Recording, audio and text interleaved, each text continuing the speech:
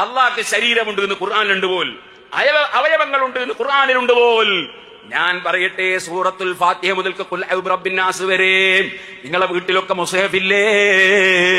ഞാൻ സർവ്വ മുജാഹിദിനെയും വെല്ലുവിളിക്കുന്നു.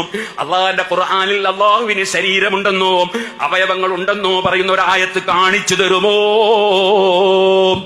പിന്നെ ഞങ്ങൾക്ക് ആദർശ സമ്മേളനം ഇല്ല കേട്ടോ. 12 seconds later. അസ്സലാമു അലൈക്കും.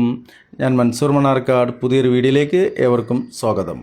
ഇത് കബളിപ്പിക്കുക, തെറ്റിദ്ധരിപ്പിക്കുക എന്നുള്ള ഒരു കാര്യമാണ്. അള്ളാഹു പരിശുദ്ധ ഖുർആനിലൂടെയും അള്ളാഹുവിൻ്റെ റസൂല് സ്വഹീഹായ ഹദീസിലൂടെയും വിശദീകരിച്ച ചില പ്രയോഗങ്ങളുണ്ട്. ഖുർആനിൽ അള്ളാഹുവിനെ കുറിച്ച് പരാമർശിക്കുമ്പോൾ അവന്റെ സ്വിഫാത്തുകൾ വിശേഷണങ്ങളായി പല പദങ്ങളും ഉപയോഗിച്ചിട്ടുണ്ട്. ഇവയിൽ നിങ്ങൾ സൂചിപ്പിച്ചതുപോലെ മനുഷ്യരുടേതിന് സമാനമായ പദങ്ങൾ, അവയവങ്ങളെ സൂചിപ്പിക്കുന്നവ എന്ന് തോന്നിപ്പിക്കുന്നവ കടന്നുവരുന്നുണ്ട്. സൃഷ്ടികൾക്കുള്ളതുപോലുള്ള അവയവങ്ങൾ, കൈ, കണ്ണ്, മുഖം തുടങ്ങിയവ അള്ളാഹുവിനുണ്ടെന്ന് തോന്നിപ്പിക്കുന്ന വിധത്തിൽ ഖുർആനിലും ഹദീസിലും വന്ന പരാമർശങ്ങളെ അൽ സിഫാത്തുൽ ഖബരിയ, അസിഫാത്തുൽ ഖബാരിയ, അൽ മനറൂത്ത് എന്നാണ് വിളിക്കുന്നത്. ഇസ്ലാമിക വിശ്വാസപ്രകാരം അഖീദ ഇവയെ മനുഷ്യരുടേതിന് സമാനമായ അവയവങ്ങളായി കാണുന്നതിനെ പണ്ഡിതന്മാർ വിലക്കിയിട്ടുണ്ട്. പകരം അള്ളാഹുവിന്റെ മഹത്വത്തിന് അനുയോജ്യമായ രീതിയിൽ ഇവയെ മനസ്സിലാക്കണം എന്നാണ് ഭൂരിഭാഗം പണ്ഡിതന്മാരും അഭിപ്രായപ്പെടുന്നത്. ഖുർആനിൽ പരാമർശിക്കപ്പെട്ടിട്ടുള്ള പ്രധാനപ്പെട്ട അത്തരം വിശേഷണങ്ങൾ താഴെ പറയുന്നവയാണ്. 1. വജ്ഹ്, മുഖം.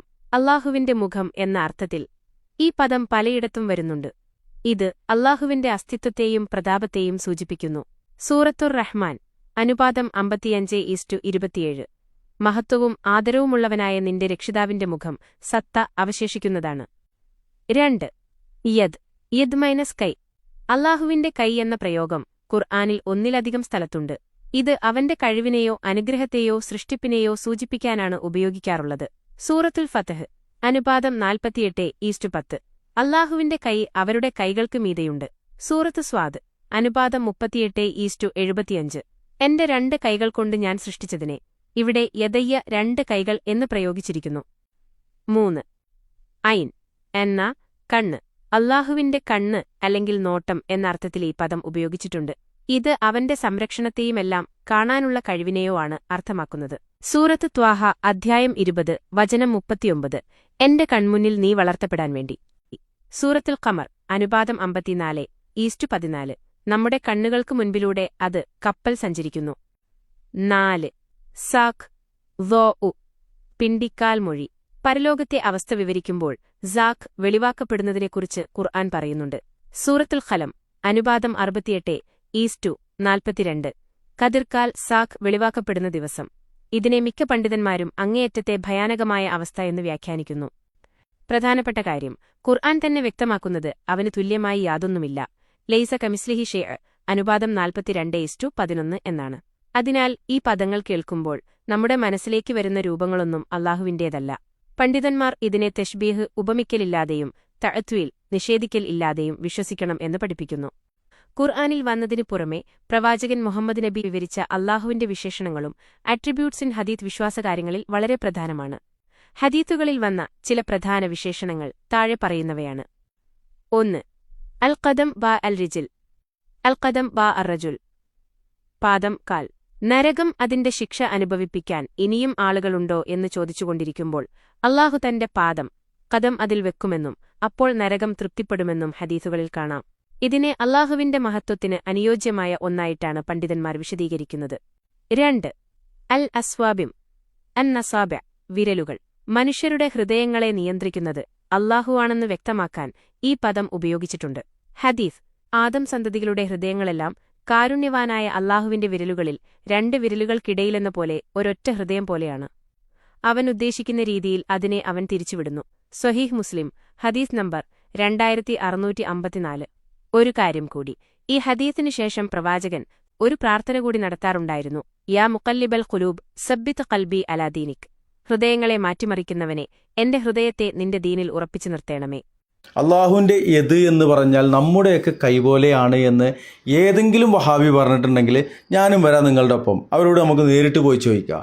അങ്ങനെ ഏതെങ്കിലും ഒരു വഹാബി എന്ന് നിങ്ങൾ ആക്ഷേപിച്ചുകൊണ്ടാണെങ്കിലും അല്ലെങ്കിൽ മറ്റേതൊരു അർത്ഥത്തിലാണെങ്കിലും നിങ്ങൾ വിളിക്കുന്ന സലഫി ആദർശത്തിലുള്ള ആരെങ്കിലും നമ്മുടെ കൈപോലെയോ അല്ലെങ്കിൽ ഏതെങ്കിലും ഒരു സൃഷ്ടിയുടെ കൈപോലെയാണ് എന്ന് എവിടെയെങ്കിലും പറഞ്ഞിട്ടുണ്ടോ? അള്ളാഹു പരിശുദ്ധ ഖുർആനിലൂടെ യദ് എന്നോ വജ്ഹ് എന്നോ അല്ലെങ്കിൽ മറ്റേതെങ്കിലും വാക്കുകളിലൂടെ അവയവത്തെ സൂചിപ്പിച്ചാൽ അത് അള്ളാഹുവിന്റെ പ്രതാപത്തെയാണ്, അള്ളാഹുവിന്റെ ശക്തിയെയാണ്, അള്ളാഹുവിന്റെ അറിവിനെയാണ്, അള്ളാഹുവിന്റെ ആ ഒരു റേഞ്ചിലാണ് നമ്മൾ മനസ്സിലാക്കേണ്ടത് എന്നുള്ളതാണ് ഈ പറയപ്പെടുന്ന ആളുകളെല്ലാം വിശദീകരിക്കുന്നത്.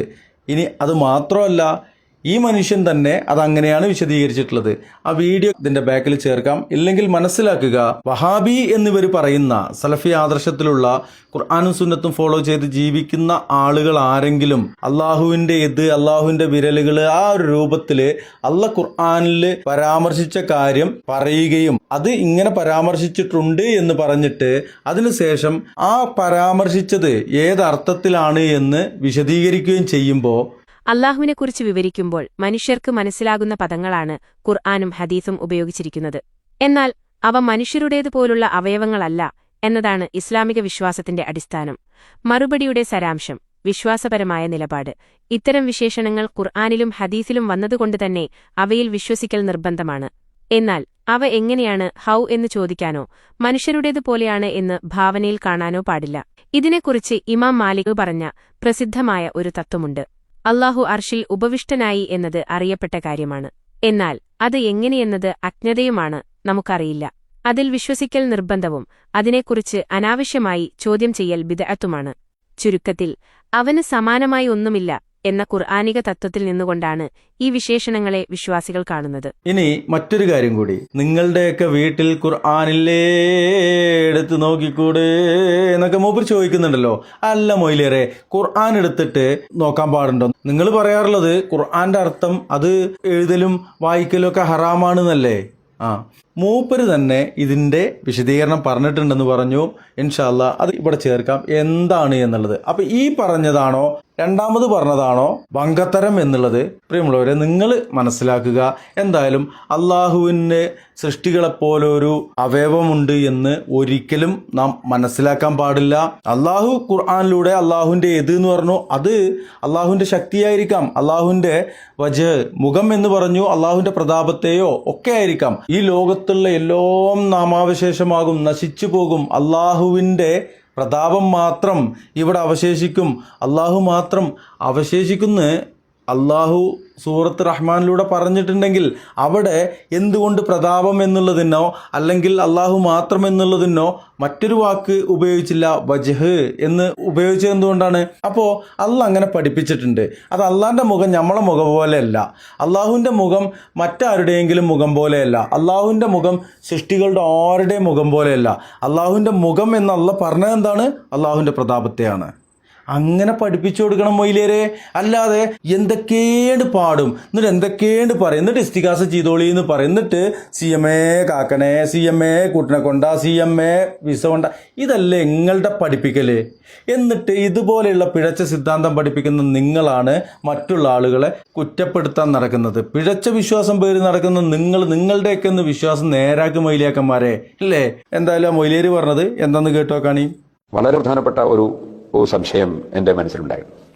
അസ്മാ സിഫാത്ത്, അള്ളാഹുവിൻ്റെ സിഫത്തുകളെ സംബന്ധിച്ച് പറയുന്ന സ്ഥലത്ത് ചില ഗ്രന്ഥങ്ങളിൽ ചിലപ്പോൾ അള്ളാഹുവിൻ്റെ സിഫത്തുകൾ പറയുമ്പോൾ യദ് അതുപോലെയുള്ള ചില വാചകങ്ങൾ പറഞ്ഞുകൊണ്ട് കമാ കാലത്ത് ആല എന്ന് പറയും. ഈ കമാ കാലത്ത് ആല എന്ന് പറയുമ്പോൾ പെട്ടെന്ന് നമുക്ക് തോന്നുന്നത് അങ്ങനെ അള്ള പറഞ്ഞതിന് വേണ്ടി എന്ന് നമുക്ക് അർത്ഥം തോന്നും. സാധാരണ അങ്ങനെ തെളിവ് പറയുന്ന സമയത്ത് കമാക്കാലക്ക് അങ്ങനെയാണ് പറയുന്നത്, അങ്ങനെ അള്ള പറഞ്ഞതിന് വേണ്ടി ഇത് ചെയ്യണം, അതുപോലെ അത് വേണം, അതുണ്ട്, ഇങ്ങനെയുള്ള. ഇങ്ങനെ ആകുമ്പോൾ ഈ ചില സ്ഥലങ്ങളിൽ ഉദാഹരണം പറഞ്ഞാൽ ഹലഖത്ത് ബിയദയ്യ, അത് വിശ്വസിക്കൽ നമുക്ക് നിർബന്ധമാണ് എന്ന് പറഞ്ഞിട്ട് ശേഷം കമാകാലത്തല്ല അള്ള പറഞ്ഞതിന് വേണ്ടി എന്നർത്ഥം പറയുമ്പോൾ ആ യദയ്യ എന്ന് പറഞ്ഞതിനെ സംബന്ധിച്ച് പിന്നെയും സംശയം അവിടെ ബാക്കി വരും. അപ്പൊ ഉസ്താദ് എന്നോട് പറഞ്ഞു അതിന്റെ അർത്ഥം അങ്ങനെയല്ല, കമാകാലത്ത് തരാൻ ഞാൻ വേണ്ടി എന്നല്ല, അള്ളാഹു പറഞ്ഞതുപോലെയുള്ള സിഫത്തുണ്ട്, യദുണ്ട്. 12 seconds later. അള്ളാഹ്ക്ക് ശരീരമുണ്ട് എന്ന് ഖുർആനിലുണ്ട് പോൽ, അവയവങ്ങളുണ്ട് എന്ന് ഖുർആനിലുണ്ട് പോൽ. ഞാൻ പറയട്ടെ, സൂറത്തുൽ ഫാത്തിഹ മുതൽക്ക് ഖുൽ അഊദു ബിറബ്ബിന്നാസ് വരെ നിങ്ങളെ വീട്ടിലൊക്കെ മുസ്ഹഫില്ലേ? ഞാൻ സർവ്വ മുജാഹിദിനെയും വെല്ലുവിളിക്കുന്നു. അള്ളാഹുവിന്റെ ഖുർആനിൽ അള്ളാഹുവിന് ശരീരമുണ്ടെന്നോ അവയവങ്ങളുണ്ടെന്നോ പറയുന്ന ഒരു ആയത്ത് കാണിച്ചു തരുമോ? പിന്നെ ഞങ്ങൾക്ക് ആദർശ സമ്മേളനം ഇല്ലട്ടോ. A few inches later. അസ്-സിഫാത്ത് എന്നാൽ വിശേഷണങ്ങൾ എന്നും അൽ-മനറൂത്ത് അൽ-ഖബരിയ എന്നാൽ അറിവിലൂടെ വാർത്തയിലൂടെ ലഭിച്ചത് എന്നുമാണ് അർത്ഥം. അതായത് ഖുർആനിലൂടെയും ഹദീസിലൂടെയും അള്ളാഹു വെളിപ്പെടുത്തിത്തന്ന വിശേഷണങ്ങൾ എന്നർത്ഥം. അള്ളാഹുവിനെക്കുറിച്ച് വിവരിക്കുമ്പോൾ മനുഷ്യർക്ക് മനസ്സിലാകുന്ന പദങ്ങളാണ് ഖുർആനും ഹദീസും ഉപയോഗിച്ചിരിക്കുന്നത്. എന്നാൽ അവ മനുഷ്യരുടേതുപോലുള്ള അവയവങ്ങളല്ല എന്നതാണ് ഇസ്ലാമിക വിശ്വാസത്തിന്റെ അടിസ്ഥാനം. 1. ഖുർആനിൽ വന്ന വിശേഷണങ്ങൾ. മുഖം, വജ്ഹ്, അള്ളാഹുവിന്റെ അസ്തിത്വത്തെ സൂചിപ്പിക്കുന്നു. സൂറത്തുർ റഹ്മാൻ 27. കൈകൾ, യദ്, അവന്റെ കഴിവ്, സൃഷ്ടിപ്പ്, അനുഗ്രഹം എന്നിവയെ സൂചിപ്പിക്കുന്നു. അള്ളാഹുവിന് 2 കൈകളുണ്ടെന്ന് ഖുർആൻ അനുപാതം 38:75 പറയുന്നു. കണ്ണ്, ഐൻ, അള്ളാഹുവിന്റെ നോട്ടത്തെയും സംരക്ഷണത്തെയും സൂചിപ്പിക്കുന്നു. സൂറത്ത് ത്വാഹ 39. പിണ്ടിക്കാൽ, സാഖ്, വിചാരണനാളിലെ ഭീകരാവസ്ഥയെയും അള്ളാഹുവിന്റെ ഒരു വിശേഷണത്തെയും ഇത് സൂചിപ്പിക്കുന്നു.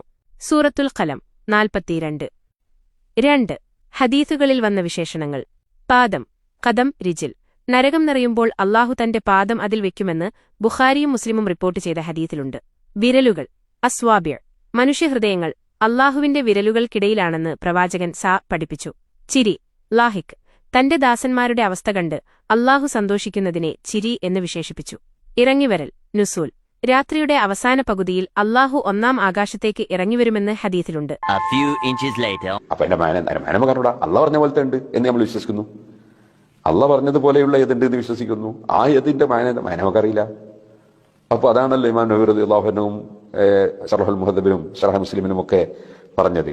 അതായത് അതിന്റെ ലാഹിർ മാന, അതിന്റെ ബാഹ്യാർത്ഥം ഉദ്ദേശമല്ല. വലഹു മഅനൻ യലീഖു ബിഹി, അള്ളാഹുവിന് അനുയോജ്യമായ ഏതോ ഒരു മാന അതിനുണ്ട്, അത് നമുക്കറിയില്ല. അതാണ് തഫ്വീദ് എന്ന് പറയുന്ന സലഫ് ആയ പണ്ഡിതന്മാരിൽ ബഹുഭൂരിപക്ഷവും പറഞ്ഞിട്ടുള്ള നയം, അല്ലെങ്കിൽ അവർ പഠിപ്പിച്ചിട്ടുള്ള ആശയം. അപ്പൊ കമാകാലത്ത് ആല എന്ന് ഇത്തരത്തിലുള്ള ഈ സിഫത്തുകൾ പറയുന്ന ആയത്തുകളും ഹദീസുകളൊക്കെ വന്ന സ്ഥലത്ത് കമാകാലത്ത് ആല എന്നോ കമാകാല റസൂലുള്ളാഹി സ്വല്ലല്ലാഹു അലൈഹി വസല്ലം എന്നോ പറഞ്ഞാൽ പറഞ്ഞതിന് വേണ്ടി ഇങ്ങനെ മനസ്സിലാക്കണം എന്നല്ല. പറഞ്ഞതുപോലെ ഉള്ള ഏതുണ്ട്, പറഞ്ഞതുപോലെയുള്ള ഇസ്തിബ ഉണ്ട്. ആ പറഞ്ഞ അതെന്താണ് നമുക്കറിയില്ല. ഇസ്തിബ യലീഖു ബിഹി, അള്ളാഹുവിനോട് അനുയോജ്യമായ ഇസ്തിബ ഉണ്ട്, അതെന്താ നമുക്കറിയില്ല. കമാകാലത്തല്ല അള്ളാഹ് പറഞ്ഞതുപോലെ ഉള്ള ഇസ്തിബ ഉണ്ട് എന്നല്ലാതെ അള്ളാഹ് പറഞ്ഞതിന് വേണ്ടി ഇങ്ങനെ എന്ത് വേണം വിശ്വസിക്കണം എന്നല്ല. ഇപ്പൊ എന്തായി, നേരത്തെ പറഞ്ഞതില്ലേ അങ്ങനെ ഉണ്ട്, ഉസ്താദ് പഠിപ്പിച്ചിട്ടുണ്ട്. അപ്പൊ അതന്നെ മൊയ്ലിയേരെ പറഞ്ഞതേ. അപ്പൊ നിങ്ങൾ ആ പരിപാടിയൊക്കെ നിർത്തുന്ന പറഞ്ഞാൽ നിർത്തിക്കാളി. പിന്നെ ഞങ്ങൾക്ക് ആദർശ സമ്മേളനം ഇല്ലട്ടോ. അതാ നല്ലത്.